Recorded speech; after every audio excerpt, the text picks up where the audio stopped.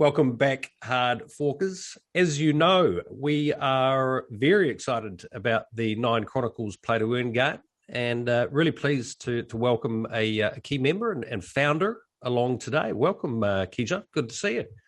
Yeah, great to see you, Sean, and the team. Really happy to be here. Welcome back to my co-hosts, Mr. Gonzo and Stefano. How are you, boys? We've obviously just launched a bit of a campaign here to let as many people know about what's happening with Nine Chronicles. So I think we could maybe just kick it all off with a sort of a high-level chat.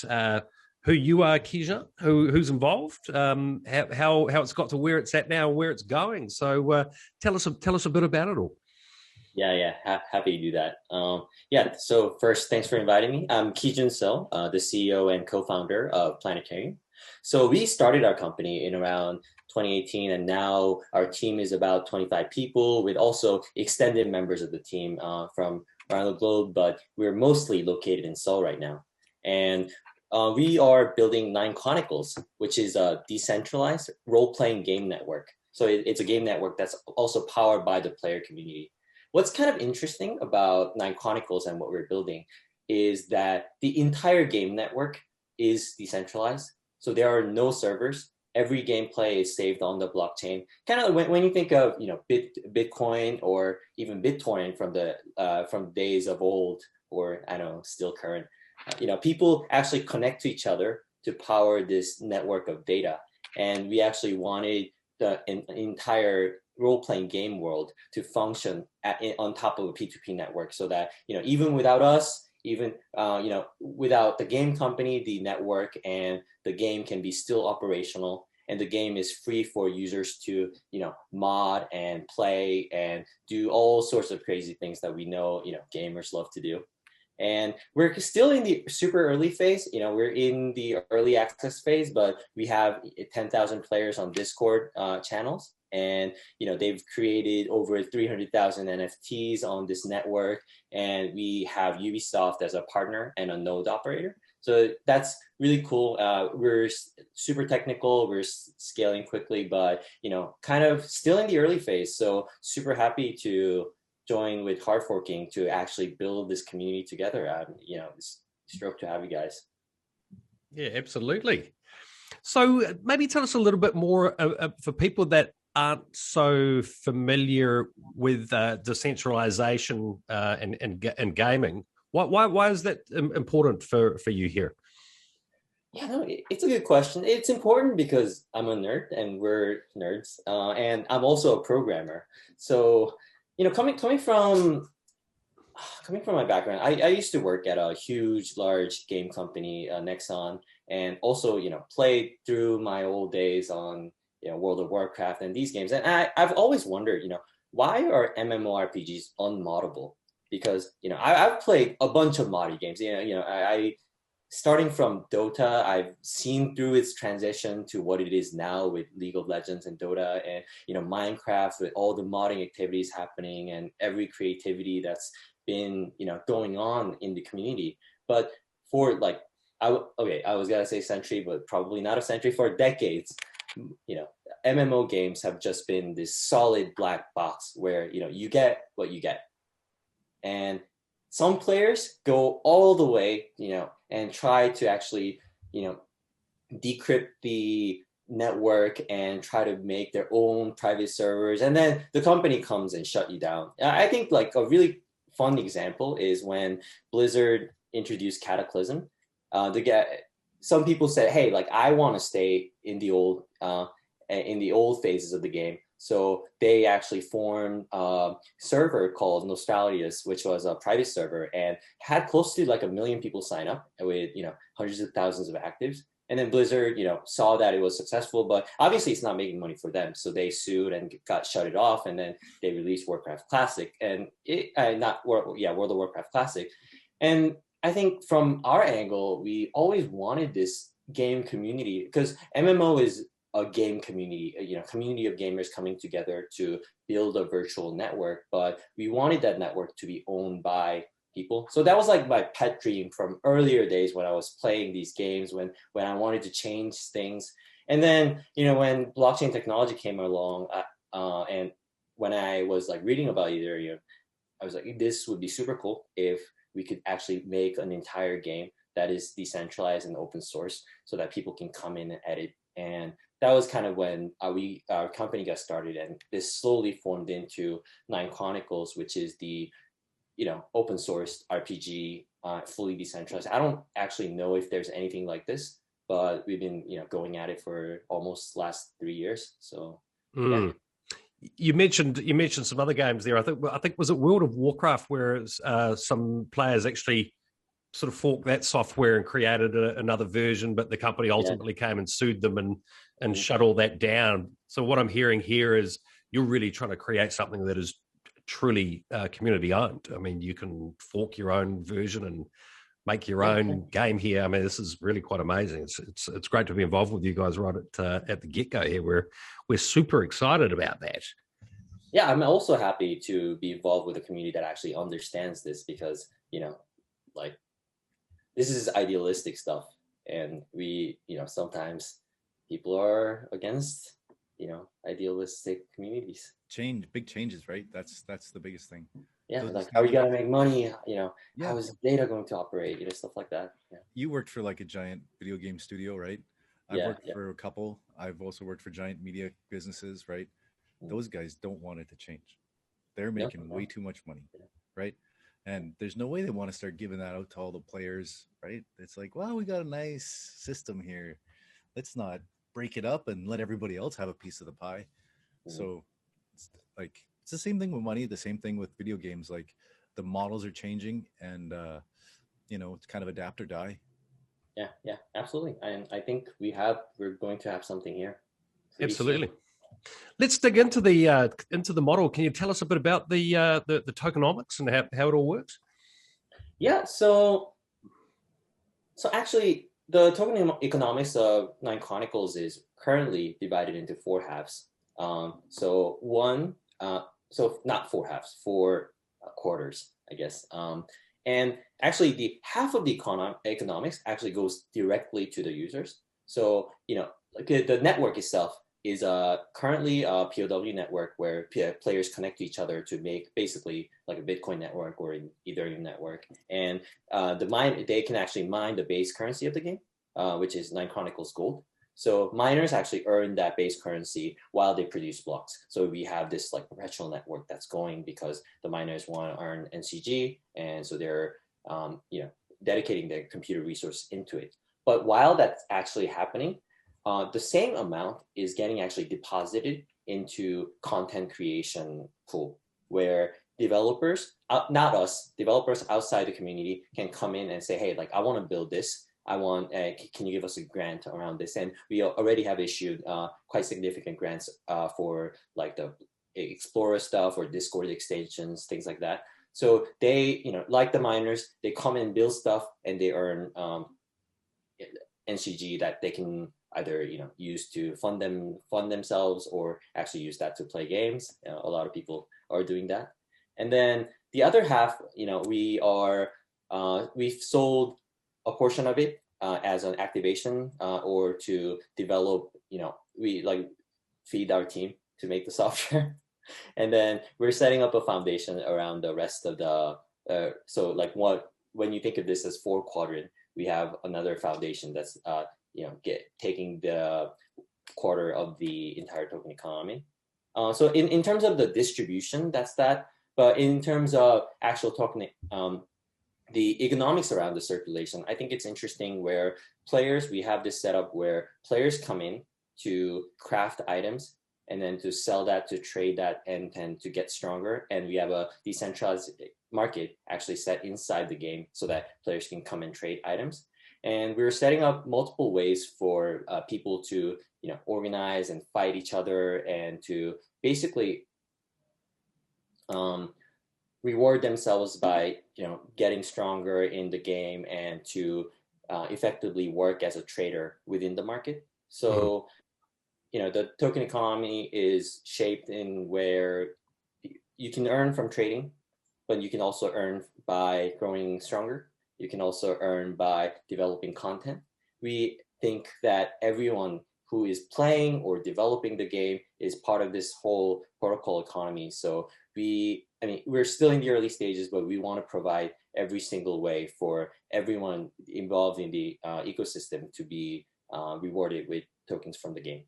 So when you say early stages, how long has this all been around for?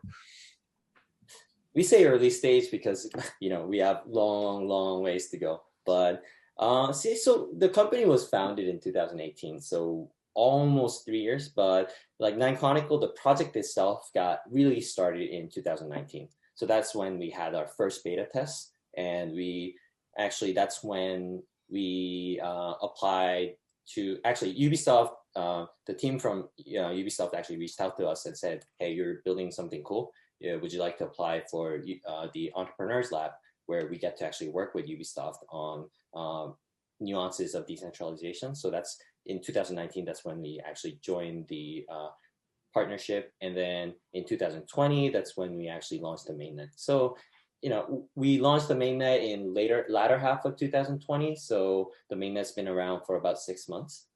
Okay, fantastic. So I can see Stefano sitting there with a huge smile on his face. He's extremely happy to be involved in this project. One of the most passionate gamers I've ever come across. Stefano, any questions at this point? Oh, more than a passionate gamer, I like cool tech. I think that the category like being a nerd goes well into the feet on that. So here's the thing. Let's do like a step back, because obviously, like, I know that Sean always wants to talk about like where are the money in the sense of like the tokenomics, because everybody wants to like do this thing, gotta go to the moon and so on. Now, because I don't care about any of those things, and I say that all the time, just be involved in an ecosystem. How would you describe the game? Like for someone, because obviously like you were talking about like the idea how it came in place. We talk a little bit like of how you can get involved and so on. But like on a nutshell, if I'm like a random person that walks on the street and I'm like, hey, I develop a game, and I'm like, cool, what game is that? Apart from being decentralized, let's go for the classic human being that just played a game in general. Classic human being. Pretty much, yeah. Classic gamer. I think it's important because actually, close to 60% of our game players have actually never touched a blockchain game before. And we wanted to keep it that way. So the way that we appeal to the massive audience out there is that Nine Chronicles is a beautiful 2D idle RPG where you have MMO-esque economics thrown in, where you are basically working on your own character, but you are, whatever you can earn and you can craft has a huge market that can be tradable. And, from your character, we're building ways to do, player versus player combat or arena. We're interested in expanding that experience further with a guild. And we're basically, it's an RPG where we're building in the, unique and interesting interactions from the MMO games into this game as much as possible. So we're like porting successful features and successful decisions that earlier games have made, and we are porting that into this ecosystem so that it's an idle game with a basic gameplay, but you're going to have more and more complex crafting decisions, more and more complex ways to interact with the economy. So maybe that explains some of it. I think so. Yeah, it does. At least like to me it does. I hope that for the average Joe it does. Something that I do want to add is that it is beautiful. We've worked from the scratch to make this world very, very unique. And our art director actually came in and said, hey, like, I want to do something unique and cool and beautiful and that will appeal to all ages. And we said, hey, like, yeah, let's go ahead and do that. And I think it's also kind of incredible that this entire art is also open source and anyone can make new things on top of it. That was actually going to be exactly my next question. You guys, from a graphic stand, and I'm pretty sure that Jordan will have tons to add on that because obviously of his experience, you have developed something of the most beautiful things that really like the level, it's absolutely amazing. Now, I don't know if the answer is going to be like, because that's what it is, but and maybe it's like, it's a nerd question again, or like a fanboy type of question, but can you explain a bit more, like, how did that came into fruition? Is it like the art director that, you know, is a super talented individual? How? Because if I'm comparing this with so many so-called blockchain games, like the quality in design is like, it's a planet on difference, basically. It's insane. Yeah, honestly, that's a really good question. And I don't have a perfect answer because I also don't quite know how we ended up this way. So actually, to explain how this went, actually, so our art director, her screen name is Cassidy. She goes by Cassidy. We met like 10 years ago. We actually used to work on the same floor at Nexon, and she was working on our, concept art and also, background environment art at that time. And I worked in a different team. And then later when we founded the company, she worked at a couple other companies as an art director, and we got in touch, and she actually wanted to try something very, very new. So she joined in. But back at that point, we were making an HTML game. So we had this HTML game going on that was linked with a blockchain proof of concept server. And we were just, connecting those together, and we were going to make a web game. And then some people from the game team didn't want to do that. They wanted to make a beautiful game. And that came onto our decision because, we so JC and I are the founders of Planetarium, and we basically had to decide, hey, like, are we just going to release a web game, or are we going to spend like a year and a half working on a fully Unity game, and where, things are polished, and we're going to be able to port this to mobile as well and to get a wider audience. But then we would have to raise more, and we would have to sink in more time to do this. And we decided, hey, like, if the team wants to do it, and if the team is passionate about it, then like it would be good to take a chance, because we believe in the team, but also as a strategic, objective, where we also knew that like people were kind of like laughing at these like HTML games that call themselves games, because I mean I love HTML games, but some of the games that kind of came out on blockchain in 2018 were not really games, right? And we wanted to go like fully directly and actually make games that were fully decentralized, that looked like games. So that's kind of how it happened. But the amazing art, like Cassidy actually spent so much time going through numerous evolutions from the sketch phase. It's kind of funny when we look at the initial set of art. I will share some of those screens with you later after this call, because it'll be super funny to share this on stream. That's awesome. There is one thing on that. I think it was the last YouTube live stream that you have done, where while you and Edward were basically like talking among like all the stream, she started from the beginning, and she had like an entire sketch coming up by the end. Yeah. And that really shows the quality of the person, like the talent that there is behind. Like, that's insane. She's a perfectionist. She is insane. Like I come into work during weekends sometimes, and like she's there just on her pad, just drawing, and wow. Well, there is something in beauty. That's the point on that. You said that you can create your own characters. How does that work? Like, it's all built in Unity, right? And then do you guys have templates, and then people add their own art, or how does that work? So currently, so we're actually working. We're going to spend more on user customizable art and things in 2021. This year is 2020, but next year. But so the way you can do it is, so the entire code is open source, so you can add new art and new materials within it, and then you can send us a pull request, and our game team can actually take an overview and give you a review. But we also have a system where the gamers can actually propose, like, this is the art that they want to create, and actually work with the design team to make that come true.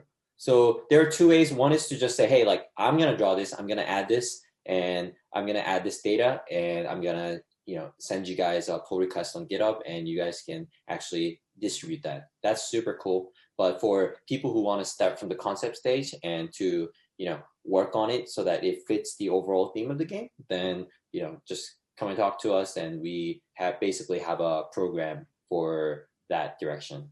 Right. Because I mean, 2D like animation nerd, right? Like it's Unity is a 3D program, and there's all kinds of like tricks and things to make the 3D models look like 2D, and the way that everything looks, it's like a weird like a 2.5 3D kind of stylization, right? Yeah. And it, like all that's open source. Like that's what I mean. Like you could just take a rig and then swap in your own art, or is that how does that work? Yeah. So our animation has been developed using the Spine 2D software, where we're basically animating each part of the graphics so that it looks fluid.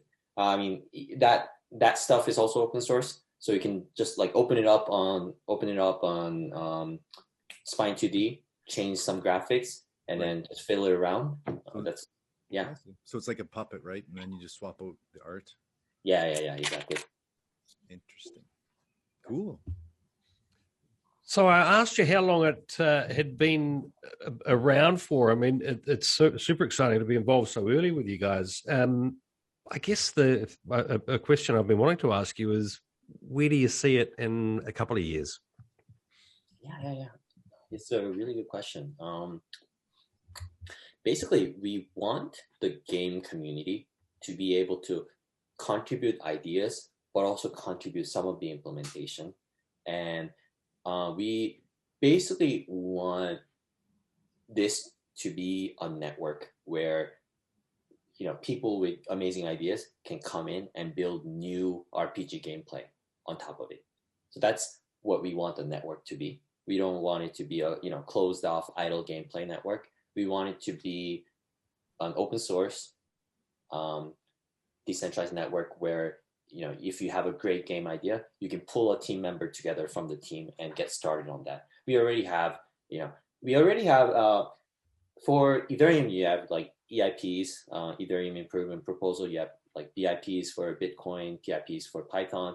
We have NCIP for Nine Chronicle Improvement Proposal, and players are actually submitting proposals. And we're trying to build a team, our own resources, and also members from the game community to be able to come in and actually build these pieces of amazing ideas around the ecosystem, around the community, and around the economics. And we want this to become like a perpetual thing where more and more ideas are being thrown in, so that like it becomes something really substantial after like a couple of years of iteration. So that's kind of where we want this network to be in terms of, I guess, like scaling the ecosystem. But in terms of how to approach the game, we're putting out a mobile build later this year, and we want to like actually officially launch these get to basically mass audience. And I think we would work as the coordinators of the game community and the development team. And for Planetarium, we need to package this because it wants to go on mobile. We need to market this because we want to reach, million players. So we will be in the middle coordinating that. Gotcha. Yeah. So Stefano, that raises an interesting point, doesn't it? Because we're obviously a lot of our community are not in a position where they've actually got a laptop. A lot of them are sort of gamers on mobile phones. So that's great to hear that's in the roadmap. And I think our community or anyone else listening to this, here's a chance to really get involved, help shape what's happening here, is what I'm hearing, and that really excites me. Stefano, what's been the initial feedback? I think it's only been about 24 hours that some of the community have had a look, but was there anything to share with Kijan? So I would like to go a little bit deeper on the mobile part, because when I'm looking at the numbers, I have to be honest, I got surprised the fact that like half of our community doesn't own a laptop in the first place, or a PC and so on. I don't know if this is the proof that I'm old, or or if like what's going on with society at this point. Well, but here. Yeah, pretty much. What's a laptop, Grandpa? But apart from that, so can you elaborate a bit, like on if you already have like some ideas, or if it's too early on that? How is that gonna look like? Are we looking for like the specs, for example? Is the user will be in need of like a very heavy type of phone, like something like playing Call of Duty Mobile, or kind of like all type of phones will be okay for something like that? I'm basically gonna compile everything together in one shot. The other thing is like kind of like the setting up of the initial gameplay. Ideally, like when you first install the game, there is that loading process that it's quite fairly long, especially for people in developed countries where the internet connection is what it is. Is that kind of like the idea also mobile? Again, looking at Call of Duty Mobile or those heavy games where you get like those 5 gigabytes that you need to download at the beginning. If kind of like what I'm trying to understand here is like, yes, there is that move on mobile, which is very cool, obviously. But how aggressive, how intense will be for a player to actually like in resource consumption to be able to start playing something like that? Or can someone expect like a way lighter version and so entering the ecosystem still with whatever equipment is available? Yeah, I mean, so basically, I think where we draw the line is if you can play Clash of Clans, you should be able to play Nine Chronicles. And a lot of people play Clash of Clans. So that's kind of where we're heading. And again, I say, I'm super excited to do this call with you guys at such an early stage, because I think like when we get there, we have this inflection point where like a lot of people just play the game and they don't even know that it's a blockchain game until they decide they want to know. So that's what we want. But right now, like from the very beginning, it's like this is an idle game. You need to download 2 gigabytes of blockchain data, and okay, so that's not where we want to be. But there's a reason why this is happening right now, is because it would be easy for us to do this if we ran dedicated nodes from Planetarium and had everyone's like sign in. But that's not really a decentralized way to do it. So what we wanted to make it was, hey, we're just going to create a decentralized network first, and the players are going to be full nodes right now. And then we're going to we're going to release a new set of patches where players can actually connect to these full nodes. They don't have to download any data. They can just download stuff relevant to them.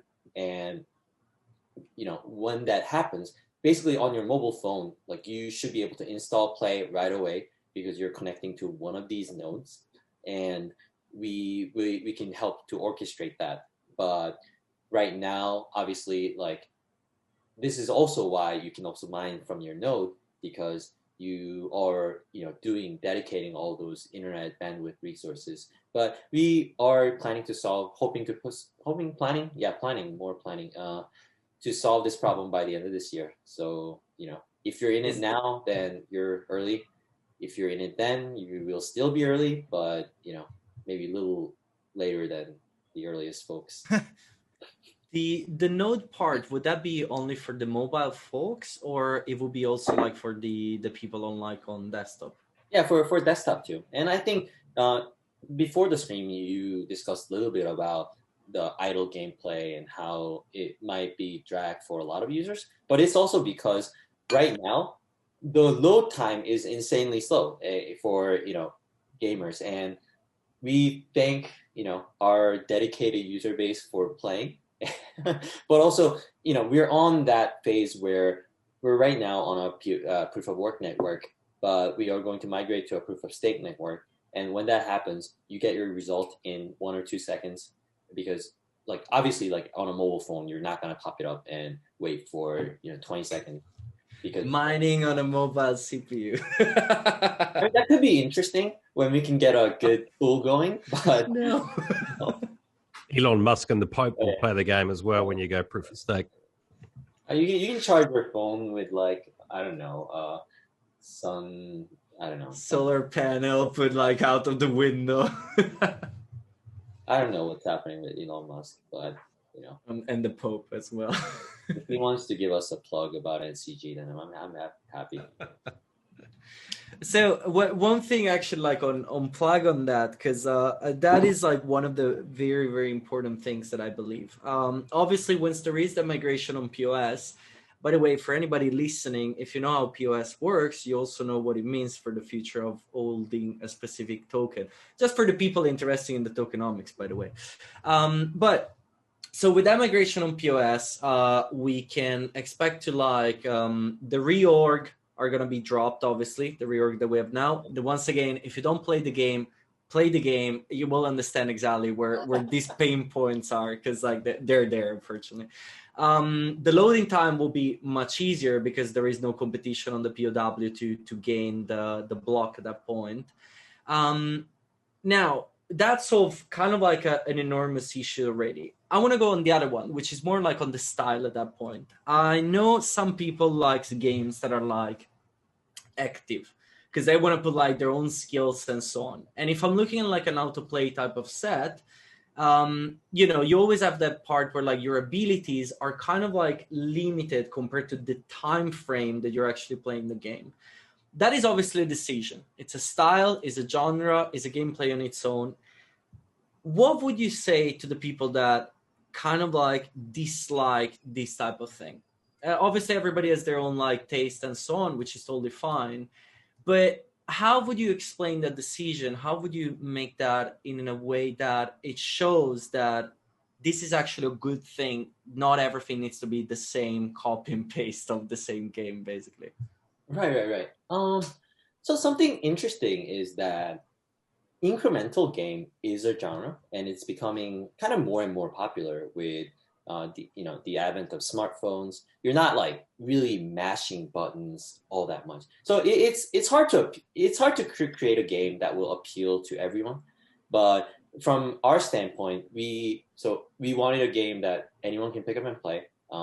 We didn't want because we want this economy to be able to include as many people as possible. And I think one of the interesting thing about like how Axie is doing so well is that like, there are a lot of players, but not everyone has to play the Axie, right? Like, and there are like multiple ways to play it. And I think that's pretty interesting. In terms of like how incremental idle gameplay is kind of cool, is that there's enough energy to play for maybe like 2 30-minute sessions per day, and then you can go and do other things. Like it's not forcing you, so that like in order to make your play to earn thing, you have to like stick and play, and you have to like mash buttons and do combat for like 3 hours every day because you need to earn that living. But basically it's easy, but I mean it's strategic because the items you craft and what you trade and the decisions you make, the gears you make, how to spend energy, those are all strategic decisions. So I think a lot of some game, like when we got started working on Nine Chronicles, some of the trend that we saw were what's that game? Not TFT, the original TFT. What was it called? Boy. Oh my god, this is so bad. To me, it seems like it's like a human version of like Farmville. You're farming characters instead of land or animals, right? So you decide on where it's going and what it's doing, and it plays it by itself, but you reap the benefits of, like you said, crafting different items and like, tweaking a system that you have for your character and different items. And it's like character, like, Sim City, right? But you're building a character, right? There's certainly an influence from Farmville and those types of like sim games. And there's also an influence from, what's the original battle? Oh yeah, I don't remember that. Yeah. Auto battler genres, yes. Where you set up your character, you set up your team, and that goes into combat, and then you tweak it a little bit, yes, and then that goes into combat. So like we are going to push more into the strategic gameplay aspect, where we're going to launch a second phase of the PvP arena, where you can have metas where you can play against people, and so that's when you actually set up gear in a certain way, and then you optimize and fight. So I think there's a little bit more strategy than, I mean, there's strategy in Farmville, but a little bit more strategy than what's being offered in Farmville. And we basically want to stretch it out to a point where, you know, you're assembling sets of characters, you have a party that you pulled together, and that's going into combat because you've like pulled their gear together in a certain way. It wins the combat. So that's kind of the way that we're heading, I think. Yeah, and you can strategize to make real money instead of just like, you know, video game bucks that can't leave the ecosystem. Yeah, absolutely. Yeah. So people will get competitive. They'll be like, oh, I'm trying to figure out the best way to like grind out, you know, different little tasks and which items get you the best rewards. And yeah, and I think it'll be super cool when guilds start getting involved, and you know, there's that zero some pure, you know, guild versus gear mechanics being thrown in. But right, like yeah, there's that's for later. Yeah, there's an element of DeFi into this, right? You know, like you're gamifying making money, right? Literally. So it's you know, I mean, blockchain and the DeFi is overlapping with the play to earn, and there's all these elements mixing into each other. Yeah, so something, you know, it's kind of our philosophy around it. So Nine Chronicles is we're not optimizing to be a play to earn game, or we're not optimizing to be like a DeFi game, or we're not optimizing to be an idle game. Like there are elements of this, but it in itself is a unique ecosystem where, you know, like you have this open source project where a lot of people can throw their ideas in, and it's like a basin where, you know, a lot of these elements like DeFi, play to earn, you know, token economics, and like best of the idle gameplay gets thrown in for a pretty interesting mix. Okay, so how many what the NFTs? Yeah, yeah, obviously. How we've started the first step in the process. First step, and I'd love to talk a little bit more about NFTs, just because it's such a hot topic. But it's also like people come in and they don't notice it. They don't first notice that everything inside the game is an NFT because, you know, it's on blockchain. It's a piece of data, non-fungible, that's tradable.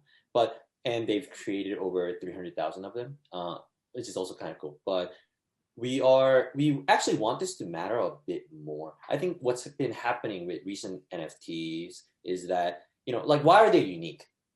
Well, because the creator made so few of them. I think this is cool. This is like a part of their uniqueness. But I think like for video games, that's not that cool. I think when it's actually cool is like, hey, like you're like the first, this is like the first sword to kill Mephisto or whatever, you know, like that's kind of cool. And, you know, that's when it starts having like video game historical value. And that's kind of the area that we want to be in, where, you know, the property that you've created, the asset that you've created has value, not because it's like one of a kind, because we didn't make few of them, but it's one of a kind because of what you did with it. So that's exactly like the later half of what we're trying to focus on for the NFT, to have historical values. That's real investment, right? Like, you know, the player is putting not only their time, but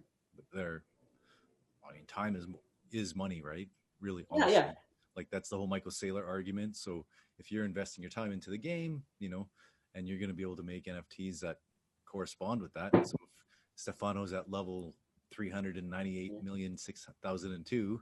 Yeah, you know, I hope he wants that NFT that says it's worth 10 million NCG, right? So that's great. A good thing like getting the importance of something like that, I think, is Sword Art Online, the anime, on like how every single weapon has like that storyline of like, oh, this is the sword that got used to kill that dragon, and all of that things, and it explained that entire process very, very well. On like, if you're passionate about something, it gets that the badge sticking to that is there forever, and it's super, super fascinating on that. Metadata.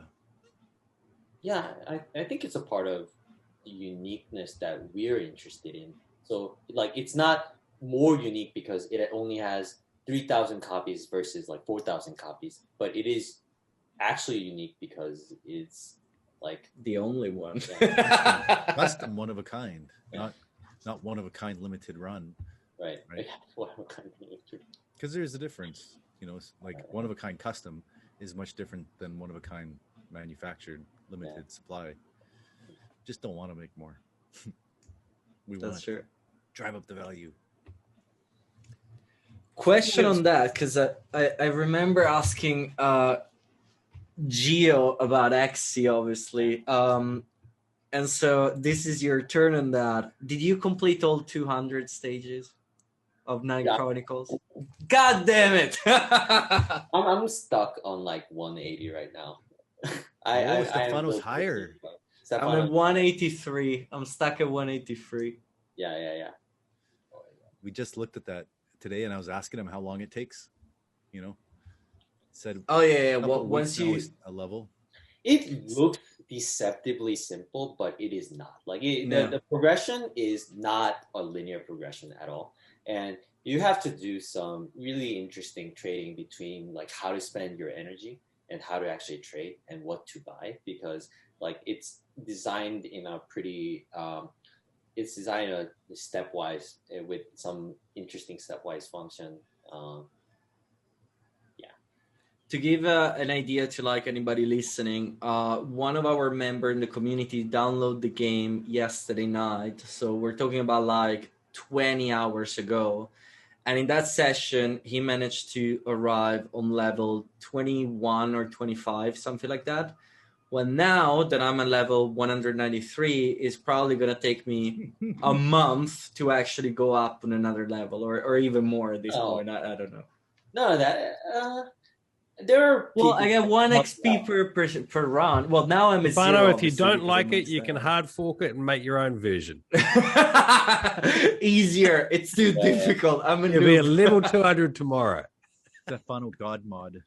Yeah, I mean, we are still customizing, and I think it's actually good because actually people from the community can give feedback about like this is this leveling is probably not going to work. And then no, I love it. Don't take me wrong. I think it's beautiful because it really shows that like it's one of those things that like on World of Warcraft, once you level up on level 60 and so on, then it becomes like you need to find the rarest weapon ever. So you run like constantly, but you get to that point and then it basically stopped there. That's pretty much it. And then you go like on level 100 on expansion and so on. Here is that part that like it's very easy at the beginning, but then it becomes like you really have to be a super hardcore OG to actually like grind the time. Like the level of the character, it shows really the time that you put into the game. I love it. I suspect you are a super hardcore OG. Maybe you want to share with the audience what you have under your desk. No, unfortunately, like I'm only in top 30 of the leaderboard on the arena, so I'm still but you have a higher level character than the boss. The guy that created the game, you have a higher level character than he does. I'm level 193. I think I am. I'm still loading, by the way, because like you don't know this, but while we're like having this interview, they have pushed an update, and now my game is just being updated, and now it's like recharging, and I'm stuck at like 6 out of 10 of the block ashes reloaded. So that's where we are. Okay. Yeah, thanks for mentioning this because no worries. I did want to have a plug about the recent update. It's huge. So it introduces a feature that we're called Monster Collection, which is actually this part about play to earn economics, where by holding and depositing tokens, you earn energy potions and hourglasses. And what's kind of interesting about that is, so for free-to-play games, what they normally do is they make the game deceptively hard, and then they sell you energy potions and hourglasses, things to speed your journey along. For us, that's very centralized. So we use the same mechanic because like if we let everyone create free transactions on a blockchain network, then we can't keep this game free to play. Like someone must be, because like one person can congest the entire network, right? So we give some limited amount of energy so that you can have 3 transactions per day and you can play with that and the game is fun. But if you want to go more, you can buy these hourglasses and energy potions off the market with NCG, and players can craft these and we don't actually sell those to players directly. So it's a part of a economy where as more players gain and they want to compete, the number of potions get scarce and they rise in value, and we want to do some interesting economics around that as well. On that note, obviously, to anybody that is watching for these specific things, because we're always trying to explain to people like how to recognize a good thing to a bad thing in our opinion, or like the classic why you're shilling this project and why you're trash talking this other one. Now, keep this what just Kijun has just said compared to some of the other games that weekly or monthly would do an NFT sale to the community and perpetually sell NFTs to the market, to the community, and raise funds all the time. In this specific case, it goes exactly in the opposite direction, which is exactly also like what we mentioned on the video that we've done, the 3 of us, not in the interview, why decentralized gaming has a potential that nothing else have had in the industry before. The simple sentence of a potion explains specifically why a user can be a very central part of a decentralized game compared to a blockchain or an NFT game on that specific side. There is a huge difference on the two things. We're still like in too niche, so they look the same right now, but they're really not at the core level. Sorry, just wanted to be precise. Oh no, that's a huge point. That's what I'm loving about this. Mr. Gonzo, any questions from you at this point? Well, I think we covered everything. I mean, maybe we can just go over the actual specific things that Stefano started yesterday. I don't know. If you caught his Twitch stream last night. I did. I did jump in. But... Oh, nice. Awesome. That was great, right? Did you? I was stalking Stefano through Discord because he also joined our community lead team. And I was like, what's he doing? And he was playing Nine Chronicles. It was kind of stuck on the waiting screen. So I was like, oh, God. But... I don't know. And then he had the spin the wheel go in there. Everybody's trying to win their 100 NCGs, right? Nice. That was awesome. Spin. Yeah, that's one of the things that I wish to be able to automate. But basically like the way that we've done it is that because we want to make sure that the community can be part of this, even if they don't have a laptop or a PC. And we didn't came yet up with an idea of like giving physical PCs to the people so that they can start playing. At one point, we're going to. We are working on that, though. We really want to make sure that people really gets into this type of thing. It'll be fun if we like sponsor 10 PCs so that people can actually play. Hey, that would be. Guys, you remember Skycoin? We can make Sky Miners. But that's the thing. Like the percentage number really got to me a little bit. And so what we have done was basically like creating these NFTs that are basically like coupons that have tokens. And so people that, everybody has a MetaMask wallet at this point, at least like in the blockchain community. So they can still receive these NFTs by doing actions in the space, like in the community and so on. And ideally, they can still be involved and so on, till the point that hopefully at one point, they might actually being able to gain so many of these NFTs, and because they're so active, that I can use the Nine Chronicles Gold to do things like purchase a computer, for example, to then start playing the game and so on. Yeah, no, that's really cool. That is really cool. And we're officially started yesterday. So, man, you should have told me that you were coming on the stream. Like, I was an idiot yesterday. I also had a meeting, and so it was like I had just a partial creep. I can't not a full on. Just checking it out. That's cool. I figured he would be there. And that's a good point about Stefano. So we right now it's a client build, but I think we actually want to make some some way into the web so that people can actually organize their earnings and organize their NCG through a web application. And we are first actually working on launching our Play to Earn portal in June. And actually that is a website where you can actually like use it to invite friends, earn NCG together when you level up together, and do like daily quests and things like that. So that's we're working on. But also we want to extend our we have a JavaScript API where you can like use that to build your own stuff, and we also have members from the community working on like new super fancy Explorer and things like that. So like you said, this is a problem with not having a maybe fast computer or not a PC, but we want to mitigate those problems with these like community patches. Yeah, and that's great, because like really, if you have a PC, now it's a personal opinion obviously, but I'm pretty famous to be straightforward on this thing. If you have a PC and you don't try something like this, you're a moron, because this is an important thing for the ecosystem, for everything that like every time that you're like looking at the price of anything on Ethereum or Bitcoin and be like, we're mooning to the moon, blah, blah.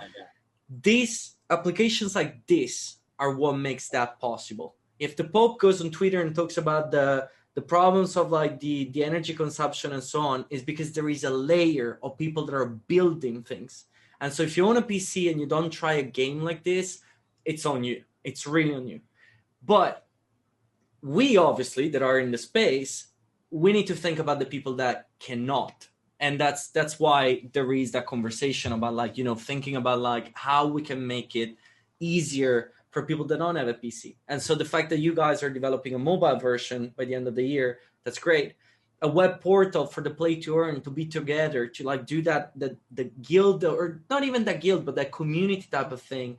Those are super important, because that's what we actually start seeing, that when people get together and start teaching each other and help to everybody else, that's when like you really go to the next level on the benefits as a group of individuals. And it's seen this like, especially like in developed countries, like we're seeing that, or in countries that like from an economical level are in serious problems. It's incredible to see how humans are stopping believing in like central organs, in like, okay, I need to wait for help and so on, but I need to be the one in charge of that. And now they start helping each other to ensure that everybody can be elevated on a better quality of life. It's so absolutely beautiful and incredible. So yeah, no, like what you guys are going like into that direction. Obviously I'm waiting for guilds, because I'm gonna create a guild, so I'm not gonna lie on that. But overall, apart from that, it's like I love it. I really, really love like the direction that you guys are taking, because it's so backbones important for this ecosystem, for this industry. It's so essential.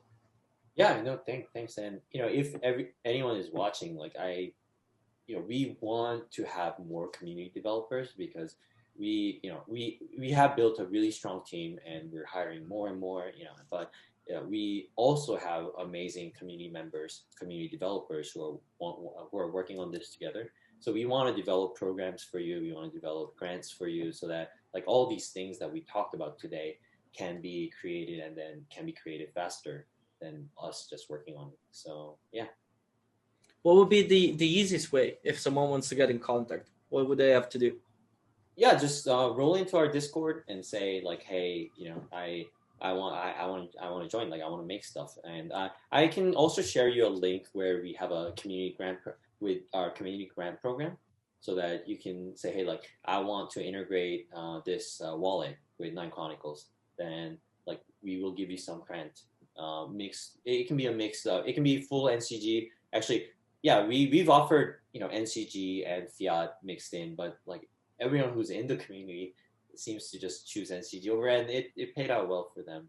Good for them. But but yeah, and we would hook you up with our source code, and we would hook you up with community developers and get you started. It's super low key. It's not like it's still a network with potential for fun, interesting, new, cool things. We're not like always super serious about everything we do. So yeah, it could be a low key way to learn more about blockchains and learn about game programming if you come from the blockchain and want to learn the other side. One question on that, because like I'm gonna copy a page from the Avigotchi actually approach on that. Avigotchi is all of that like mini games type of things that are being developed, and you guys obviously have that open source code, and so like the dungeons that are being built and so on. When can if there is actually like a timeline for that, when can someone expect like a community build on that, like a dungeon that comes actually from the community and not from you guys directly? Is there anything in development there? That's a good question. So I think right now it's really, if someone wants to do it, if someone is passionate about doing it, then we can enable that person. If someone, that person should have a basic knowledge of programming, but it's not like huge knowledge of programming, but so you can do that. But right now we are still trying to target 2022 next year, because like this year we have so much stuff to do, with POS, with mobile, with like play to earn stuff going, with stuff that I can't mention on the stream going. By mistake releasing everything. Oops. But yeah, we have some pretty interesting creative plans. So but yeah, I think getting the game to people's hands, that's really important for us right now. But from next year, we do want this to be a platform network where gamers and modders can come to build things. So that's when we are going to really, really concentrate our powers and with partnerships and with enablers to actually make this possible. But if you're passionate about it right now, then yeah, we can help you out. We are also going to have developer office hours starting pretty soon, like once a week, where they can come in and just jam with us, or just say like, I want this new addition to the API, and we would just work on it together. That's super cool. That's very, very cool. Guys, I would have one final question on that, and then I promise I shut up. Obviously, looking like you guys are approaching this as a sort of like DAO model. Like you're super open on like the community of like giving feedbacks and so on. Now I don't know if you can share more on this or not, but obviously the natural plug on this is that, to me, the token does look so well fit for your nature, for the philosophy that you have as a government token. But it is not right now. So is there like any idea over there on enable like a sort of government token at one point?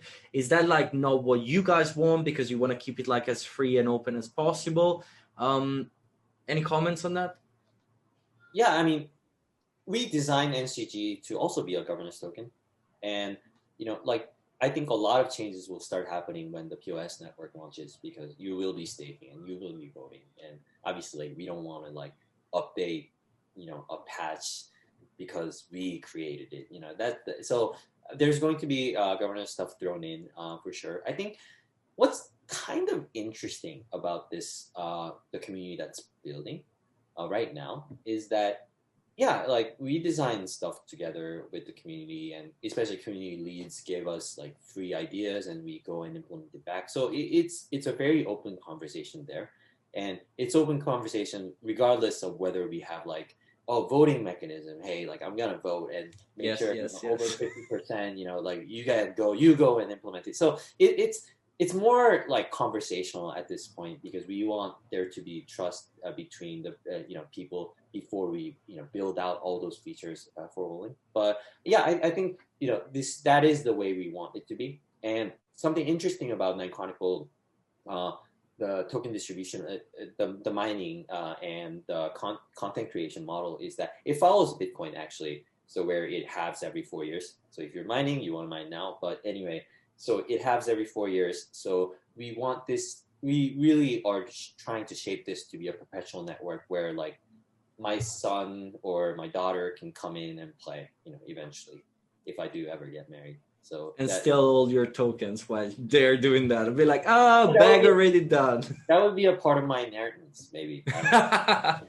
But really, honestly, because yeah, that's true. It sounds funny, kind of interesting, but maybe not so. But like, I'm from South Korea, like, and there's this one game lineage that people have been playing for the last 25 years, and like it's the original game, and millions of people are still playing after 25 years.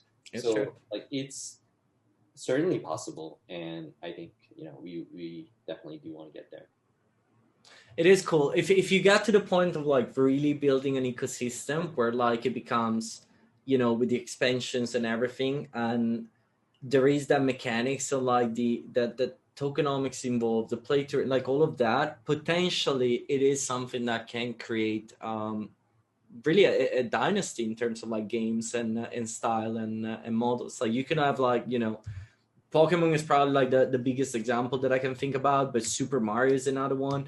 And having everything connect like as a plan is definitely challenging, but that's exactly the point of doing startups. You want to take like the most difficult challenge and try to aim for that. Obviously, it's beautiful. That's for sure. Thanks for recognizing it. Guys, I promise that was the last one, so I shut up. Oh, no. That's it. All of yours. Believe it or not, I'm actually going to ask you a question, Stefano. Oh, damn, no. Go for it, sure. What, in a really short, sharp answer for someone that's maybe not so familiar with gaming, with blockchain gaming, with play to earn, why is this game different for you compared to everything else out there? Why? I know you're so passionate about it. I just want you to succinctly tell the audience why you think this is really important, actually, would be the word. Because this cannot, in any position, remove what you have. This is really the definition of that. There are a lot of games where, for one reason or another, that are blockchain games, the team behind can take action against that. Violation of terms and condition, policies, whatever it is. In this specific case, they can't do that because it's a node, it's distributed. The entire storyline that we get, like when Michael Saylor goes on TV and is like, the government can't take away my Bitcoin. If they increase taxes, I'm just going to flip the middle finger to them. Here's the same. If I play the game and Kijun is like, oh, you know what? Stefano is a higher level than me. I'm going to take down his character. I can be like, sorry, cannot. I like the game. I'll play more. I'm a higher level. Accept that. This seems like a very small detail and so on, but we need to put things in perspective a little bit. We're talking about an industry that will start having money involved. Not money for the company, money for the people. There are hundreds of millions, potentially billions of dollars at one point in the future that are going to be made by players. Right now, everybody's happy. We're all happy because there is no bad actor in the space. And Ethereum is a perfect example of that. We always need to think about the eventual case that like shit hits the fan. What if the very own company that has developed something nice decide to completely turn south and go against their very own philosophy that they had before?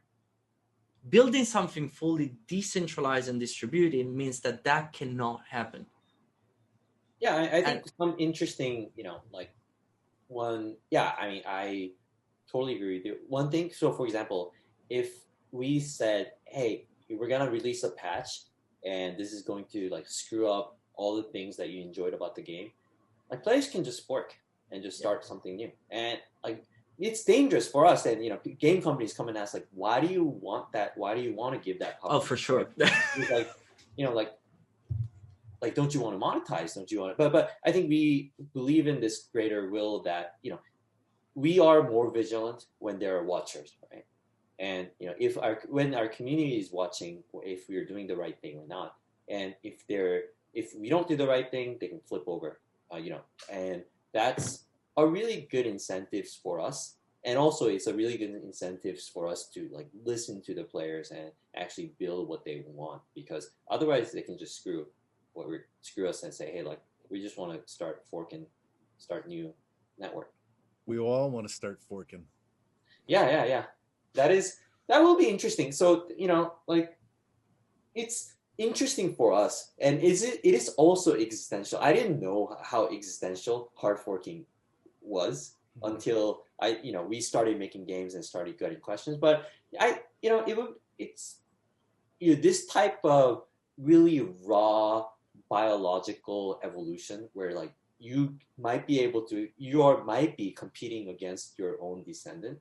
Like that also means you gotta shape up and actually really go fast. So I think it's really cool. It's cool to think about it.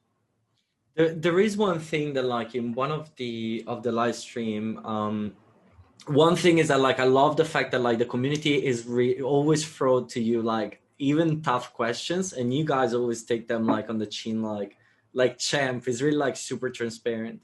One of the things that will come me up like with a tons of respect on what you guys are doing is the fact that when they ask you what part of the tokens you own and everything, you were super transparent on that, and the percentage is fairly small, to be honest, for a founding team. And knowing that someone that like mines, someone that could go like on the peer-to-peer market with then like when POS is going to be like implemented and so on, a whale can actually end up owning more than someone in the team. Seeing all the logic that you guys are like pushing to really distribute ownership and power of something like that, like it's borderline crazy, to be honest. I'm not gonna lie on that, because it's really like, this is the most beautiful and theoretically perfect thing ever. But having someone that actually has the balls of doing something like that, man, like it's incredible. It's super nuts.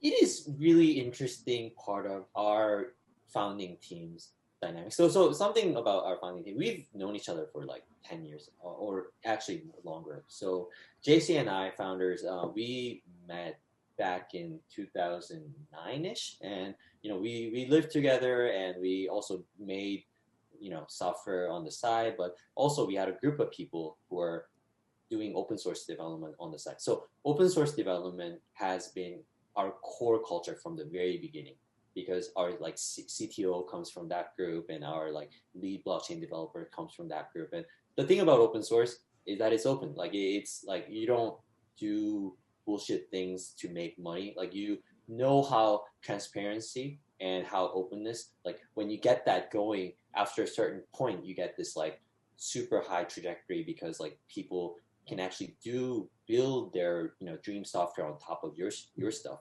And so from the very beginning, like you have to design token economics, and this like open source mentality and this open community mentality was like all on us. And even when we designed the tokens, we knew that if we couldn't go out and tell this to the public, tell this to everyone, hey, like this is how we organize it, but if there's something even remotely shady about this, it would actually not only lose players' trust, but it would actually lose the team members' trust.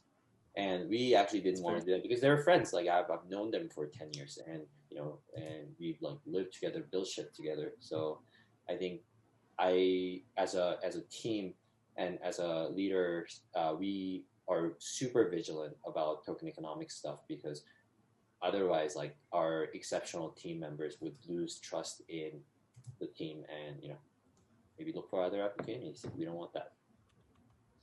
Oh, that's incredible. That's super cool. So who is Satoshi then? Because you guys are effectively doing the same thing here. Yeah. So JC actually. So we founded the company together, but he was working on an initial version of Nine Chronicles, which was called actually Neko Yume. That was a project name, a cat stream in Japanese. But so it's his second company, and he has plenty of stocks from their first company to make sure like he doesn't have to earn money. So like this is his company, where this is like our company, but also like as a founder, like he is he was like putting the team together and wanted to go kind of all the way and make it fully transparent. And like with the token economy, we're also raising and looking for great chances to operate. But like we have runways for our team to make like really cool stuff without being concerned for like one individual party or like the prices of the market. Like we can still build stuff. So that's what we're concentrating on. Fantastic. Well, look, we really look forward to. We've started telling our community about it. We'll be looking at it again on the live show, which if you're seeing this, that'll be tomorrow for you. So make sure you jump on there. We'd like to invite you along maybe the following Friday if you want to come and jump on live with us and have a chat with some of the community as well. You're welcome anytime. Yeah. Just send me an invite and I will see if I can make it. Fantastic. So any sort of final points, guys? Yes, I've won. Why does that surprise me? I know, right? Yeah, we're gonna see each other again in like 3 hours. Yeah, pretty much. That's true. But that's exactly like my thing, because like you put like a lot of values on the words and like the philosophy that you have behind. So I'm gonna try like a stretch on this, but you are 99 years old. You're that bad. You're almost like gone or whatever. What do you want people to remember you for? What's the big thing on this? Because like I see the philosophy behind, but like I want to get the core. What's the biggest thing that you want people to remember your name for? For being an artist, actually. I think I used to work in Silicon Valley before starting actually moving back to Seoul, and that was a mentality that was, I mean, it's good to live in San Francisco. You get massive pay for working on tech stuff, but I quit. I actually didn't think that I would work on tech stuff again. I wanted to do like personal things. I wanted to make things that involve more people and things that affected people in not only like utilitarian ways, but in building relationships, building emotions. And that was kind of where I was at for a couple of years in Seoul.